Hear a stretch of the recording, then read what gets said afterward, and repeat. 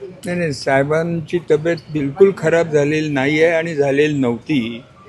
गेल्या आठवडाभर हॉस्पिटलमध्ये त्यांनी जे उपचार घेतले त्यानंतर घरी थोडे बहुत औषध पाणी चालू होतं. आता पुन्हा चेकअपसाठी रिकेट चेकअप करणं गरजेचं असतं नेहमी या पद्धतीत, त्याप्रमाणे त्यांना आणलेलं आहे. कुठल्याही प्रकारचा त्यांचा रिपोर्ट ॲडव्हर्स नाही आहे, सगळे रिपोर्ट नॉर्मल आहेत. आत्तासुद्धा चेकअपमध्ये त्यांचे सगळे रिपोर्ट नॉर्मल येत आहेत. साहेब पूर्णतः बरे आहेत.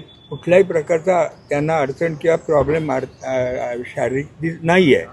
फक्त विश्रांती आणि रिचेकअप या 2 गोष्टींसाठी ते आत्ता इथं ॲडमिट झालेले आहेत. आज डिस्चार्ज मिळण्याची शक्यता साहेबांना. सकाळी तुम्ही बरोबर होतात, काही बोलणं झालं तुमच्या साहेबांशी? नाही, साहेबांशी बोलणं झालेलं नाही, कारण साहेब माझ्या पुढं आले, लगोलग मी त्यांच्या मागे आलो आणि रुटीन चेकअप आहे. ते ठरलंच होतं की 1-2 दिवसांनी आपल्याला हॉस्पिटलला जाऊन रिचेकअप करायचं आहे.